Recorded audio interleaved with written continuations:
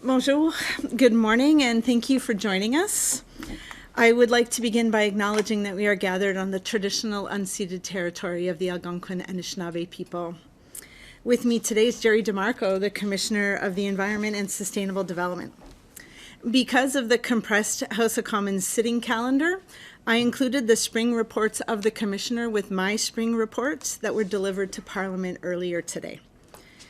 We are also making a joint opening statement to summarize the 8 reports, and we will begin with the Commissioner. Thank you. The reports I am presenting today all involve issues that are fundamental to achieving sustainability. I'll turn first to our audit of Canada's National Adaptation Strategy, which sets out whole-of-society objectives and targets for more coordinated and strategic climate change adaptation action across Canada. We found weaknesses in the strategy's design and implementation. Essential elements needed to make it effective, such as a prioritization of Canada's climate change risks, were missing. We also found that the Adaptation Action Plan, which is meant to be the centerpiece of the national strategy, was not comprehensive. The plan includes 73 actions, and we found that implementation was limited for the 7 actions that we assessed. De plus, les 2 autres éléments fondamentaux de la stratégie, soit les plans d'action bilatéraux, fédéraux, provinciaux, territoriaux, et le programme de leadership autochtone en matière de climat, étaient toujours en cours d'élaboration. Il y a près de 20 ans que nous avons recommandé pour la première fois l'élaboration d'une stratégie canadienne d'adaptation au changement climatique. Bien que la publication de la Stratégie nationale d'adaptation de 2023 constitue un premier jalon important, il faut porter une attention immédiate à la situation pour obtenir des résultats significatifs. Plus le Canada agira vite, plus les résultats pour la santé, la sécurité et le mode de subsistance des gens seront durables. Passons maintenant à notre audit du travail fait par Environnement et Changement climatique Canada, Pêche et Océan Canada et Parc Canada pour désigner et surveiller l'habitat essentiel des espèces en péril. La perte et la dégradation des habitats essentiels sont la principale menace à la survie de la plupart des espèces en péril. In this audit, we found that protection efforts have been undermined by incomplete information and insufficient monitoring. Using the best information available to them at the time, all 3 organizations identified critical habitat for species at risk. However, they were often slow to gather the additional information needed to understand the complete range of habitats for a given species, such as where they might nest versus where they feed. We also found that monitoring of habitat conservation efforts on federal land was limited, making it difficult to know whether actions were delivering intended results. Cet audit est le dernier d'une série qui a examiné la mise en œuvre de la loi sur les espèces en péril, depuis l'évaluation du statut des espèces à la protection de leurs habitats. Ces audits ont tous révélé que des délais et des lacunes d'information nuisaient à la protection et au rétablissement des espèces en péril. Les ministères responsables doivent recueillir davantage de données et améliorer la surveillance afin de respecter l'engagement pris par le Canada en 2022 par le biais du cadre mondial pour la biodiversité, de freiner et d'inverser la perte de biodiversité, ce qui comprend prévenir l'extinction des espèces en péril. Notre prochain audit visait à déterminer si Pêche et Océan Canada avait dirigé efficacement l'élaboration d'une approche de gestion intégrée des océans pour concilier la conservation de l'environnement et l'utilisation durable des ressources marines dans les océans Pacifique, Arctique et Atlantique. Nous avons constaté que, bien que le ministère ait collaboré avec des partenaires dans 5 zones prioritaires, les plans de gestion intégrés des océans qui ont été élaborés étaient généraux et n'avaient donné lieu à aucune action concrète. The department has also made little progress in developing marine spatial planning. This newer, internationally recognized planning process was adopted by the department in 2018. It is designed to coordinate when and where human activities should take place in the oceans. Integrated ocean planning became part of federal law nearly 3 decades ago. Canadians are still waiting for it to be implemented. In the face of climate change and competing interests, it is more important than ever that Fisheries and Oceans Canada deliver on its leadership responsibilities. My final report today looks back on more than 30 years of federal government actions on sustainable development and sets out 6 lessons to help Canada achieve better outcomes. Over the past 3 decades, Canada has set national targets and contributed to setting international targets, but has struggled to deliver on commitments. It has made the least improvement among all G7 nations in meeting the United Nations Sustainable Development Goals. Ce rapport souligne la nécessité d'une approche plus intégrée du développement durable, qui tienne compte des facteurs sociaux, économiques et environnementaux dans la prise de décision, les politiques et les programmes. Parmi les autres leçons, le rapport mentionne la nécessité pour le Canada de renforcer son leadership à l'échelle nationale et la collaboration accrue entre les principales parties prenantes, notamment avec le gouvernement et les peuples autochtones. La mise en œuvre du développement durable s'avère être un immense défi au Canada. Ce rapport présente de l'information et des analyses pour aider le Canada à améliorer sa performance en matière de développement durable et à favoriser un avenir meilleur pour les générations à venir. Ceci complète le résumé de mes 4 rapports. La vérificatrice générale va maintenant présenter les principales constatations de ces rapports. Merci, Jerry. Je vais d'abord présenter notre audit de l'inscription au titre de la loi sur les Indiens. L'inscription, en vertu de la loi sur les Indiens, donne aux personnes des Premières Nations accès à des services essentiels, comme le logement dans les réserves, l'aide financière aux études postsecondaires et les soins de santé non couverts par d'autres programmes ou régimes d'assurance. Notre audit a conclu que Services aux Autochtones Canada avait mal géré le processus d'inscription des Premières Nations. Nous avons constaté que le ministère a pris en moyenne presque 16 mois pour rendre des décisions sur les demandes d'inscription complexes, contre le 6 mois prévu par sa norme de service. Même lorsque les demandes étaient prioritaires pour les raisons comme une urgence médicale, le ministère a pris en moyenne environ 10 mois pour rendre des décisions. Indigenous Services Canada has the mandate to gradually transfer registration responsibilities to First Nations communities.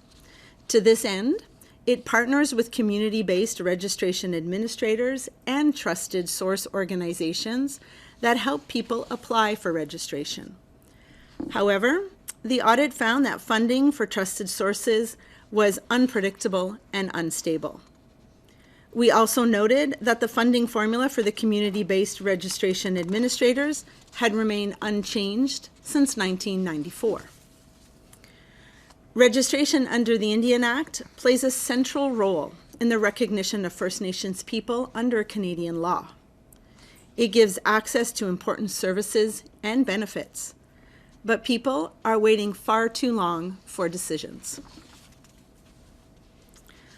Our next audit examined National Defence's project to replace Canada's aging CF-18 fighter jets with advanced CF-35As. We found that estimated costs of the Future Fighter Capability Project have significantly increased, and that the project faces several risks that could jeopardize the timely introduction of the new fleet. National Defense originally estimated that the project would cost $19 billion. The audit found that this figure was based on outdated information, and that by 2024, the projected costs had increased to $27.7 billion, almost 50% more than the original estimate. This figure did not include other essential elements needed for full operational capability, such as certain infrastructure upgrades and advanced weapons, which would add at least $5.5 billion to the total estimated cost. L'audit a également révélé qu'il y avait d'autres risques importants, y compris la possibilité d'une pénurie de pilotes qualifiés, et que la construction de 2 nouvelles installations pour escadrons de chasse destinées à accueillir les CF-35 accusait un retard de plus de 3 ans. Les coûts qui devront être engagés pour construire des installations provisoires pour prendre en charge les nouveaux avions augmenteront donc encore plus les dépenses d'infrastructure. Maintenir une solide capacité en matière d'avions de chasse contribue à assurer la sécurité des Canadiennes et des Canadiens. Il s'agit d'un vaste projet pluriannuel qui nécessite une gestion active et continue des risques et des coûts, afin que la flotte de CF-35 entre en service dans les délais prévus. Notre prochain audit a porté sur les efforts déployés par le gouvernement fédéral pour ramener son portefeuille d'espace de bureau à la taille idéale, pour réduire les coûts au minimum et libérer les espaces sous-utilisés qui pourraient être convertis en logements abordables. En 2017, Services publics et Approvisionnement Canada avait estimé que la moitié des espaces de bureau du gouvernement fédéral étaient sous-utilisés. Le ministère a prévu une réduction d'espace de 50% d'ici 2034. Notre audit a révélé que Services publics et Approvisionnement Canada avait fait peu de progrès dans ses efforts sur plusieurs années pour réduire son portefeuille d'espace de bureau. Le ministère estime que la réduction des espaces de bureaux fédéraux entraînera des économies d'environ 3,9 milliards de dollars au cours des 10 prochaines années. Cependant, les efforts déployés entre 2019 et 2024 ont entraîné une réduction inférieure à 2 %, principalement en raison d'un manque de financement. The Canada Mortgage and Housing Corporation, or CMHC, supported by Housing Infrastructure and Communities Canada, is mandated to transform surplus federal office properties into affordable housing through the Federal Lands Initiatives. The audit found that CMHC was on track to meet the initiative's 2027-2028 target to secure commitments to build 4,000 new housing units. However, this target is based only on commitments, and the audit found that only 49% of the new units will be ready for occupancy by 2027-28. The federal government has been slow to reduce office space and cut costs to support hybrid work and to convert surplus properties into affordable housing. Public Services and Procurement Canada and federal tenants need to accelerate their efforts to reduce office space they occupy and contribute to increasing stock for housing that is sustainable, accessible, and affordable. Our final audit report examined government contracts awarded to GC Strategies Incorporated, an Ottawa-based information technology staffing company. From April 2015 to March 2024, 31 federal organizations issued 106 contracts to GC Strategies. In this audit, we found that federal organizations frequently disregarded government procurement rules that promote fairness, transparency, and value for Canadians. Par exemple, les organisations fédérales sont tenues d'évaluer le niveau de sécurité requis pour un contrat et de vérifier que les personnes qui effectuent les travaux ont les codes de sécurité nécessaires. L'audit a révélé que dans 21% des contrats examinés, les organisations n'avaient pas de documents montrant qu'elles avaient confirmé les codes de sécurité. L'audit a également révélé que les organisations fédérales ignoraient les politiques gouvernementales qui leur imposent de surveiller le travail effectué par des personnes travaillant à contrat. Souvent, les organisations n'étaient pas en mesure de montrer quels travaux avaient été effectués, qui les avait effectués ou si ces personnes possédaient l'expérience et les qualifications requises. The findings in this audit echo those of previous audits, where we found deficiencies in how public servants applied federal procurement rules. There are no recommendations in this report because I believe the government does not need more procurement rules. Rather, federal organizations need to make sure that the rules that exist are understood and followed. Thank you. We appreciate your time and attention, and the Commissioner and I are now ready to answer your questions. Thank you very much. We do have more than a dozen people with questions, so hopefully we will be able to get through most, if not all of them. We'll start with Christian Noël from Radio-Canada. Bonjour, merci. La question est pour vous, Madame Hogan, concernant les chasseurs F-35. Qu'est-ce qui explique le dépassement de coûts? À quel point c'est un problème? Et est-ce que le gouvernement n'aurait pas pu faire quelque chose pour y échapper? Alors, notre audit a constaté que les coûts avaient augmenté d'environ 50%. Il y a deux éléments, je dirais, des éléments qui sont hors du contrôle de Défense nationale et des éléments qui étaient dans leur contrôle. Le premier estimé du projet était fondé sur de l'information qui était désuète. Il y avait beaucoup plus d'informations sur les prix des avions qui étaient disponibles, qui étaient plus à jour. Aussi, il y avait des éléments comme le taux d'inflation, les fluctuations dans les devises étrangères, ainsi que la demande pour les munitions qui a causé l'augmentation dans les prix. On peut aussi regarder le délai dans l'infrastructure qui va aussi augmenter les prix. Et alors, il y a des éléments qui étaient dans le contrôle du ministère, mais d'autres éléments qui étaient imprévus, qui exigent une meilleure gestion des risques et un meilleur suivi par Défense nationale. Et justement, concernant les retards, les délais dans les infrastructures et à Bagotville et à Cold Lake, quelle est la nature de ces retards et à quel point ça va retarder l'entrée en service ou pas des F-35 au pays? Alors, Défense nationale s'est vraiment pris un peu de l'avance. Il savait qu'il fallait améliorer les infrastructures à Cold Lake et à Bagotville. Mais une fois que la décision a été prise de quel avion de chasse allait être acheté, ils ont eu beaucoup plus d'informations et réalisé qu'il y avait des changements importants à l'infrastructure liés à plusieurs éléments, mais un qui était la sécurité, qui a engendré les délais. Et à cause de ces délais, qui sont presque plus que 3 ans, il y a le besoin d'avoir de l'infrastructure provisoire. Et ces coûts-là ne sont pas encore inclus dans les estimés que nous avons publiés aujourd'hui, puisque Défense nationale n'a pas encore mis un prix sur l'infrastructure provisoire, mais les coûts vont continuer à augmenter. Laura Osman, The Logic. Hi, Auditor. I wanted to ask you about GC Strategies. Did your investigation uncover any wrongdoing on the part of GC Strategies, or did these issues boil down to essentially poor contract management on the part of the government?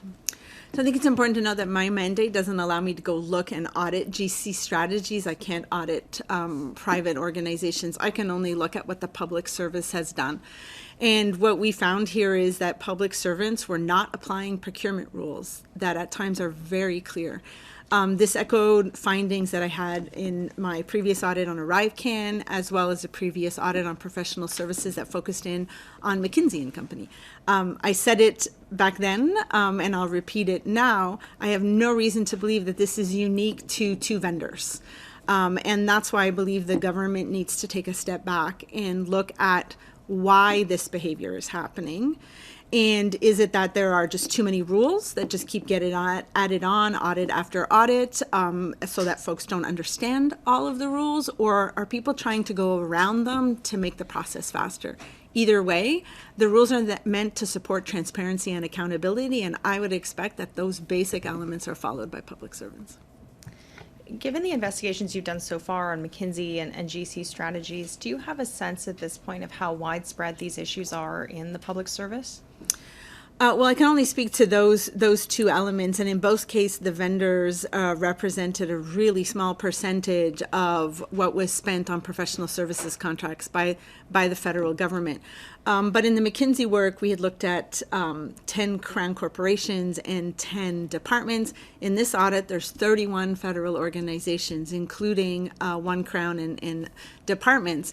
And we found issues in almost every contract that we looked at, which tells me that there's no reason to believe it's limited to these two. And it's time for the public service to go back to the basics in understanding procurement rules and why they should be followed. Emily Bergeron, la presse canadienne. Oui, bonjour. Ma question est pour Madame Hogan. Sur votre rapport sur les immeubles, les espaces de bureaux fédéraux, dans votre rapport, vous dites que même s'il y avait des plans qui ont commencé à être élaborés depuis 2019, c'est juste en 2024 qu'il y a vraiment eu un effort réel pour la mise en œuvre. Qu'est-ce qui explique, selon vous, que rien n'a été fait de significatif là, de 2019 à 2024?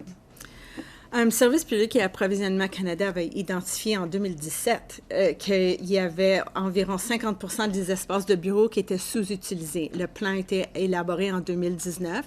Et oui, entre 2019 et 2024, il y a eu très peu de progrès. C'était à cause d'un manque de financement. Budget 2024 a donné de l'argent pour cette réduction. Il faut se dire que ça prend de l'argent à investir pour moderniser les espaces de bureau. Si on regarde comment que les espaces étaient gérés avant la pandémie, tout le monde avait leur place unique à eux.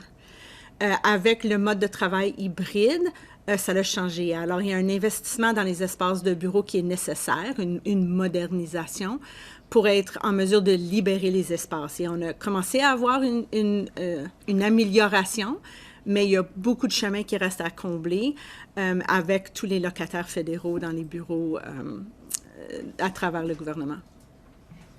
On apprend aussi dans votre rapport que ça prendrait de 6 à 8 ans pour que le gouvernement, c'est écrit aliéner, là, donc se départir des immeubles sous-utilisés. Pourquoi ça prend autant de temps, selon vous? J'ai pas regardé au processus pour se vendre ou aliéner les édifices, mais il y a beaucoup d'étapes et en ce moment, les étapes sont faites une après l'autre. Le pilote que Service public et approvisionnement Canada a mis en place se voit que les étapes se font ensemble, concurrentielles, au lieu de une après l'autre, qui devrait améliorer le temps.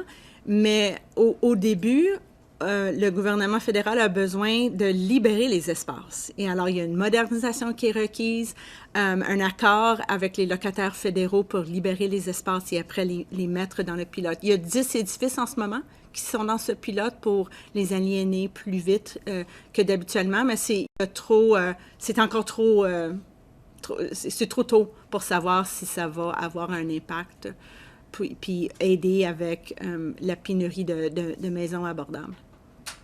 Ravi Boudjikanian, CBC News. Good morning, Ms. Hogan. It sounds like you're not super optimistic that these fighter jets will be fully operational by 2033. You cited the lack of clarity on the cost of provisional infrastructures. You've talked about lack of training, the infrastructure itself missing. What would need to change to make you think, okay, these jets will be in place by the timelines the government has suggested they will be? Well, I would expect that once, orders are placed for the jets, they will arrive as intended, but the government needs to be ready to receive them. I think that's my biggest concern here is the government needs to, or national defense needs to have a better focus on costs, on following and monitoring costs. And also to complete many of its plans were missing critical elements and progress against the plans were slow.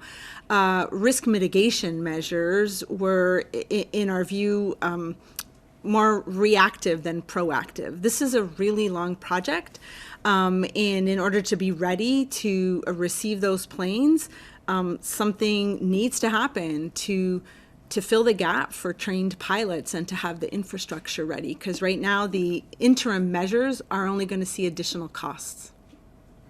Joe Tunney, CBC News. Just as exciting as fighter jets, I want to ask more about the office buildings. So we know the PSPC, their goal is to reduce by 50%. They're on track for 33, but they're sticking by that 50% goal. What can you tell me in terms of what needs to happen for the department to realistically reach that 50% goal? I think there's a few elements. Federal tenants need to agree to reduce their space. Many, as you saw in the report, many cited the spaces needed for mandate, or they're concerned about a change in the government's approach to hybrid work that would see more public servants needing to spend more time in the building, and hence are hesitant to sort of clear out of the building. So that would be the first thing.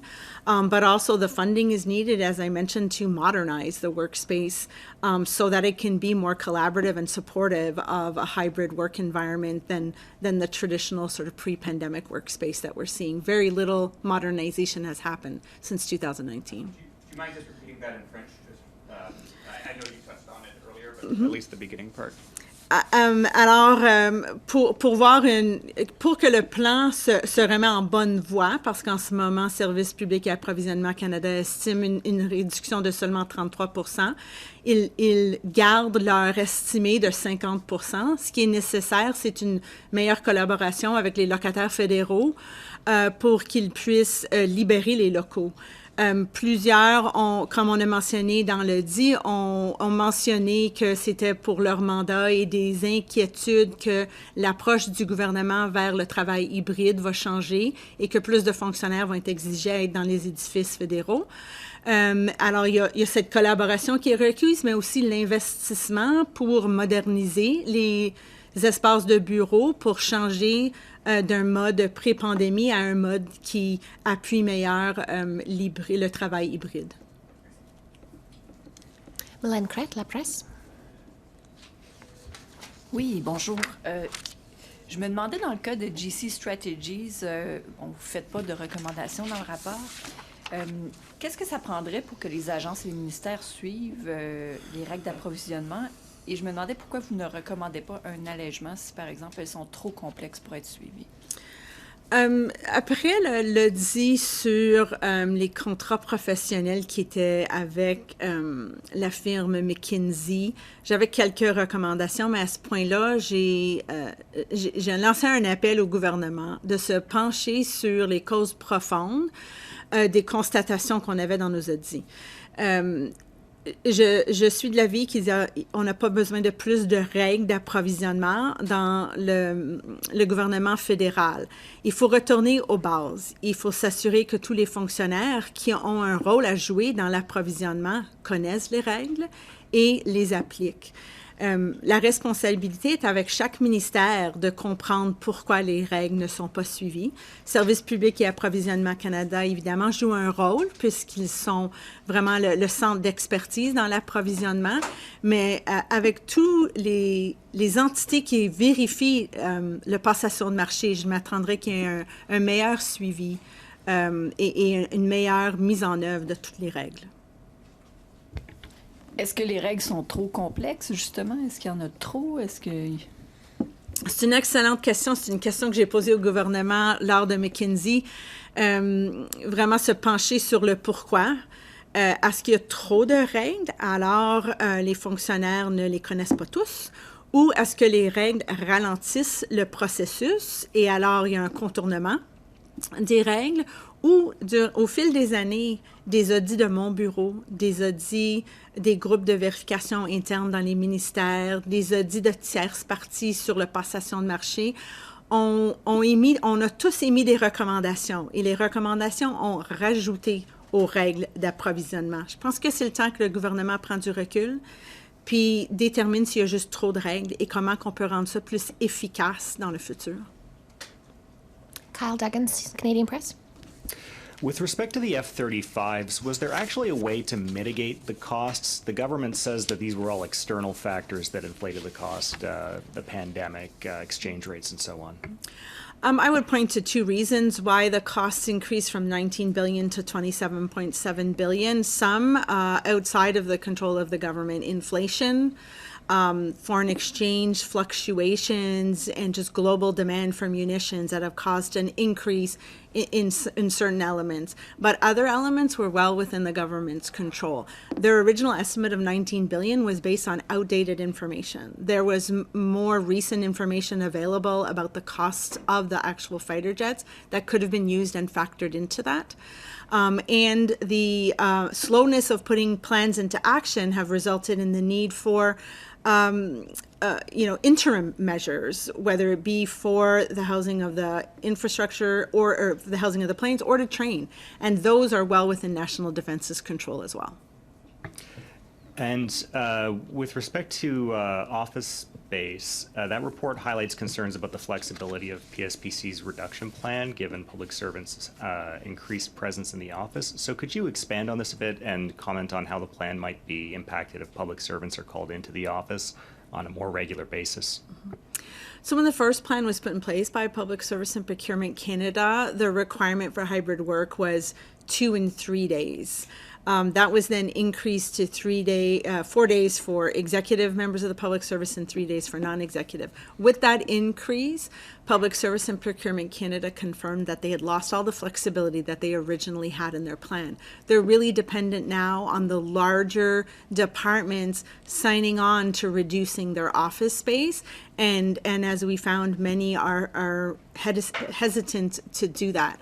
I know from our office, I can tell you that we put up our hand and said, with hybrid work, we don't need the space that we have, and we have offered to reduce our workspace. And I would hope that other deputy heads would do the same in order to support the goal. Judy Trent, CTV.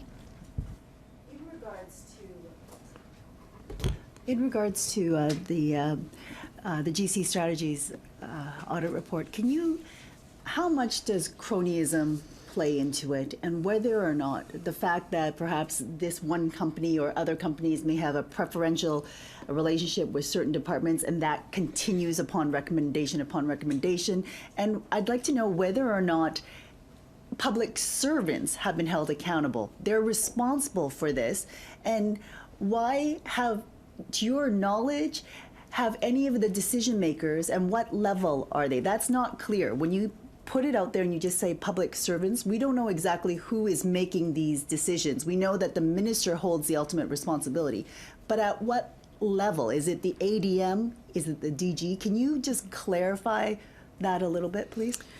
So following our audit on ArriveCan, and then McKinsey was quick thereafter, when we responded to the unanimous motion in the House to go look at all the contracts issued to GC Strategies, I knew that we were going to be looking at the exact same time frame. So I believed that we would end up with very similar results, and that's what today's audit is confirming. But because of the findings in those previous audits, we wanted to see if there was a thread of a common public servant moving through departments, and why was GC Strategies being awarded these contracts, and we did not see that. What we saw here was public servants at all levels. Sometimes decision making was at the working level, other times it was higher up in the executive ranks. Just not following the basic procurement rules that are meant to show transparency, good due diligence, and value for money. In our conversations with public servants, at times they were surprised that there was a requirement to document certain things. And so I think it's important to know that the rules exist to be able to show to Canadians and parliamentarians that the public service has done their due diligence when they spend taxpayer money. And that's why they just need to go back to basics here and remind everybody of those rules. And then in regards to the F-35s, how much did the lack of political will factor into these cost overruns and delays? Well, I think the cost overruns linked to the infrastructure was the slowness of the decision on which aircraft. As I said earlier, National Defense knew that they would need to upgrade the facilities at Cold Lake and Bagotville. And in fact, they know that they have to upgrade the facilities all across the country to accommodate a new fighter jet. As soon as you're moving from the CF-18s to any other fighter jet, there is some upgrades needed. That decision, when it finally came, then additional information was made available about what was needed for the infrastructure for CF-35s. So some of it was outside of National Defense's control and some was within. I do think that it's important that Canada, decide what its Canadian Armed Forces should look like so that it could be properly equipped going forward and that decisions could be made faster, and then hopefully D&D will be able to act on the plans in a better way. Mateo Chimilaro, Ottawa Citizen. Yeah, thank you. I just want to go back to your point about how department heads or federal tenants are hesitant about reducing office space allocation. I'm just curious, what is the reason for the hesitation? Is it because they're concerned that the new federal government will have about face on the hybrid work mandates? Are they waiting for after bargaining? And on that too, can you just provide? I'm just wondering if you provide a recommendation if the government should create some kind of stability and clarity around hybrid work for the foreseeable future to achieve these aims. Well, I think the government's approach to hybrid work is pretty clear right now. The monitoring of that is left to every individual deputy head and department to monitor whether it's working.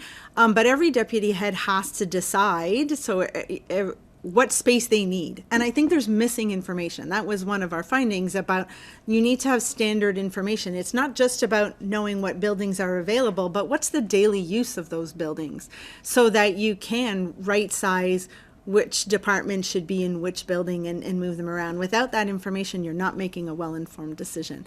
And so I think that's sort of the starting place. And I think the lack of that information is why you're seeing some hesitation around freeing up space just in case. We've noticed ESDC started collecting data individually on members if they're showing up to the office at work. Did you see any kind of complications or concerns that this data collection could have on the surveillance of public servants? So we actually included an exhibit in our report because we surveyed some of the tenants to see how they were monitoring compliance with the presence in the workplace. There was many different ways of monitoring, and I think that's another thing that sort of should be ironed out in the public service is how will we do this? Monitoring is done for the health and safety of public servants. You need to know who's in the building and who's not in the building, but it's all done in an anonymous way. So it is really up to each department how they're going to use it, but the data we received was all, not attributable to any public servant. We just had figures, and that's the data that's typically being used to make decisions. So Faldach, Global. Hi, was there a sense of a number of how many fighter jet pilots and technicians will be needed to be trained now to meet the full operational capability targets? Mm-hmm. So the contents of the plan is in protected information, and I can't share all of those details with you, but what I can tell you is National Defense's current plan estimates that they will not have enough trained pilots by the time all of the CF-35s arrive in Canada. And so something needs to be done now in order to change the course of that plan. When it comes to GC strategies, you didn't really have a recommendation other than for public servants to follow the rules. Why not recommend something with more teeth or penalties for public servants to follow the rules when it comes to this stuff? So there currently is requirements within the public service if the rules aren't followed, that there are consequences. When a public servant is given a delegated authority, especially an important one, to commit public funds, typically the first step is to remove that authority and make sure that there's some training so that the public servant understands what they're supposed to be doing. But that is left up to every single department to decide. A lot of the issues that we saw were unique department from department, which shows that they all need training, some basic reminders of the rules, and really that's up to every head of a department to decide how to ensure that they comply with federal rules. Fraser Needham, APTN.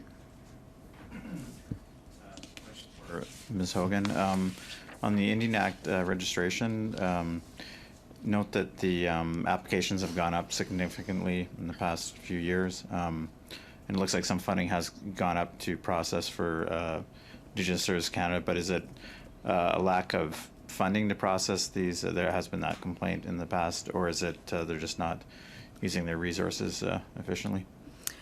So with the recent amendments to the Indian Act, there has been an increase in applications. In fact, over the period that we looked at, there was 140,000 decisions that were made under the, registration decisions made under the Act.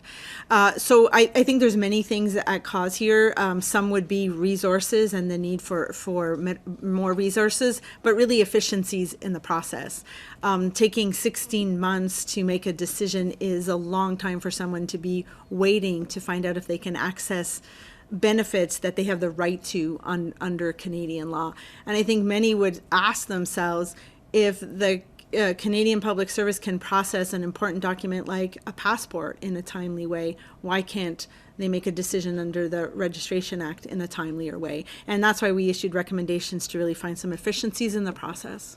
When it comes to First Nations or tribal councils processing applications, the report does note that they are underfunded, and it hasn't been, it's year by year, and there's problems there. But were you able to find whether those, were they working well in terms of processing when they had proper funds, or they do they have a system set up that actually processes well?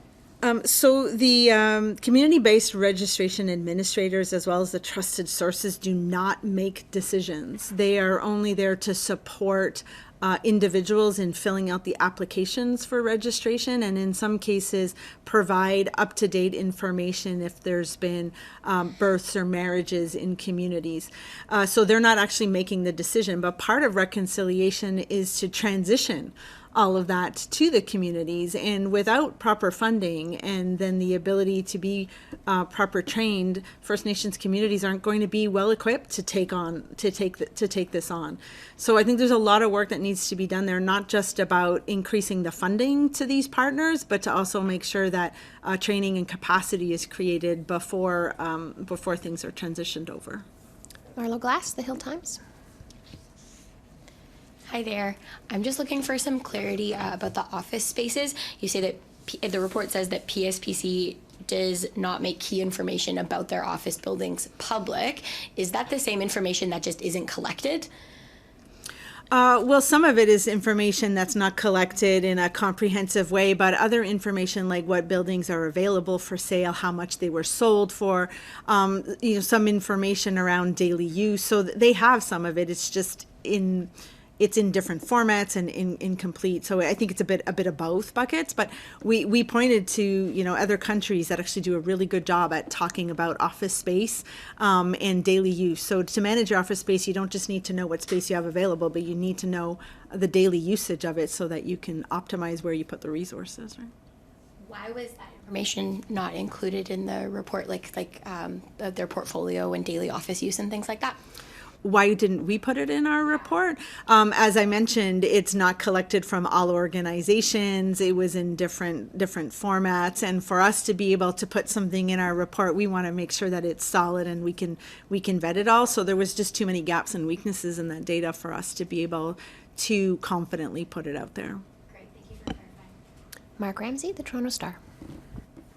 Hi, thank you for taking our questions. Ms. Hogan, in response to your report on GC strategies, the procurement minister said the government has already taken action on improving evaluation requirements, requiring transparency from suppliers, and improving and clarifying the documentation and tracking process.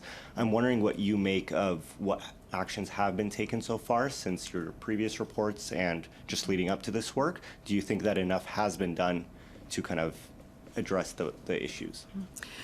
So this audit was interesting. As I mentioned, I was responding to a unanimous motion in the House of Commons that was taking us back in time to look at a period we had already looked at. And when I had done work on the first professional services contract, I'd said I didn't have any reason to believe it would be limited to McKinsey. And here we are looking at work on GC strategies and finding the exact same findings. Following that previous work, there were some changes made, and I know there are some more coming this summer. I can't tell you whether they will work. I haven't looked at them, but I still think the government needs to take the step to look at, do we have too many rules? Because what was added was around a certification. I'll highlight two things because there were many little things added, but a certification that public servants understand when they're part of a procurement process, all of their responsibilities, and that they've discharged them properly, and also looking at vendors and vendor management and more information, as you said, from vendors.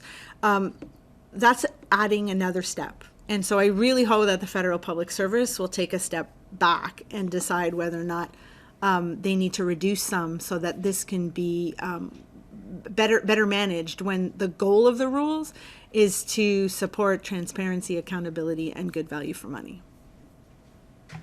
And my second question for Mr. DeMarco.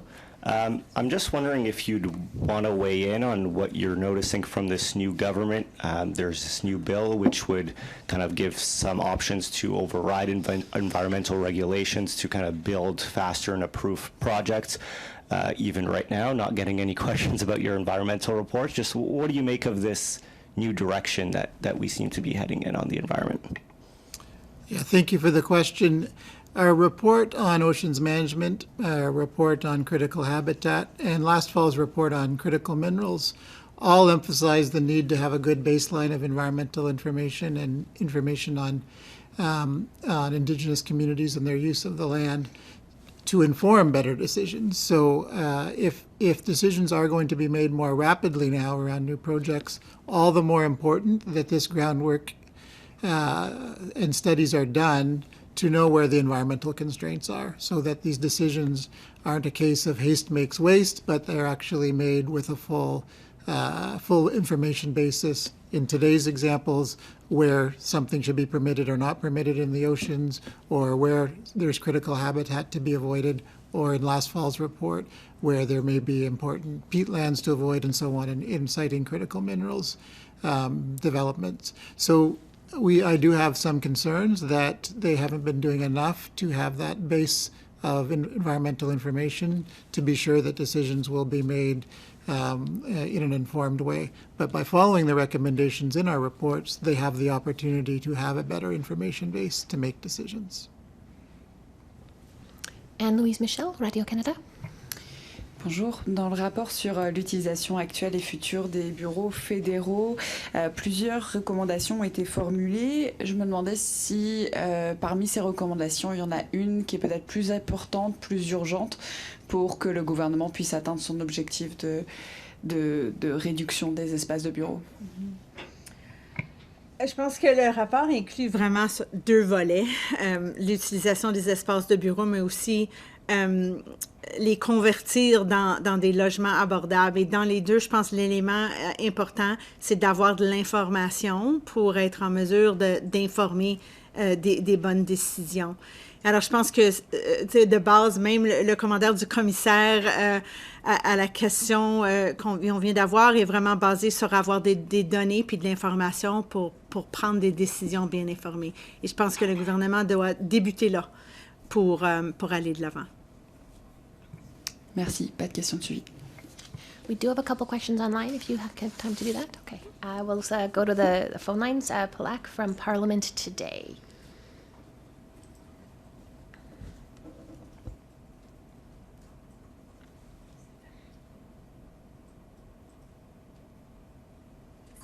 Hi, sorry about that. Ms. Hogan, around your F-35 report, the minister, talked about these kind of external factors that affected the cost estimate jumping. But you've talked about in the past how major events like COVID shouldn't really be used as an excuse for the government dropping the ball, we can say. Do you feel like that's happening again here in this audit? Well, I acknowledge that inflation throughout the pandemic and post-pandemic has increased, and the cost of goods has gone up as well. I think that's just normal across all goods, and it doesn't surprise me that it would be linked to military procurement. But that's just one element of why the costs have increased in this project. The other element is that the information started with outdated information when more up-to-date cost estimates were available.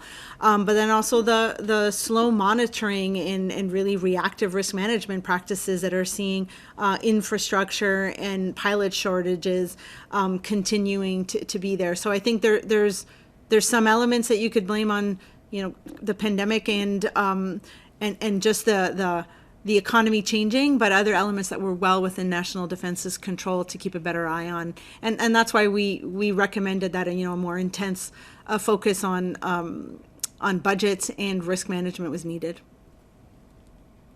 And the deal itself is under review by the government. So based off your audit, what is one lesson you wish the government takes out of this as it does that review? I'm sorry, I can't comment on the review, but I hope that the government will see that the issue we identified back in 2018 when we looked at the CF-18s continues to exist today. The shortage of qualified, trained, skilled pilots is important. You can have all of your fighter jets here, but you need pilots. And so they really do need to take some action on that plan in order to make sure that they fix that really critical, important gap. Eric Pierre Champagne, La Presse.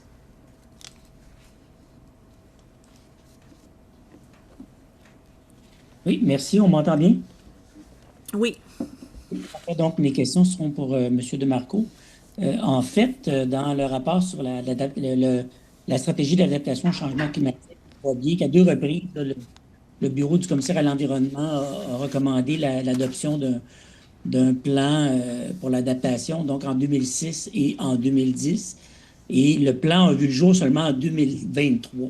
Comment vous expliquez cet immense retard du gouvernement canadien à mettre en place un tel plan? Alors, vous pouvez demander le ministère pour les raisons que ça a pris si longtemps. Moi, je suis déçu que ça a pris si longtemps, presque 20 ans. Et on voit aujourd'hui, bien, il y a une stratégie, mais il y a des lacunes. Il y a 3 éléments de stratégie et seulement un est en place. Alors, même aujourd'hui, on n'a pas vraiment une stratégie globale en ce qui concerne l'adaptation au changement climatique. Les autres pays de G7, et on a une pièce dans notre rapport qui illustre la situation, ils ont fait leur plan, même que par exemple l'Allemagne a déjà fait 4 stratégies d'adaptation avant que le Canada complète seulement 1. Alors, je suis déçu que ça a pris longtemps et que la stratégie qui a été publiée a des lacunes très significatives. Okay, ma deuxième question porte sur le rapport sur les espèces en péril. Encore là, l'établissement en fait, les plans de rétablissement, on voit qu'il y a un énorme retard. Parfois même, ça va jusqu'à une quinzaine d'années. C'est un problème qui est systématique, que vous avez déjà constaté par le passé.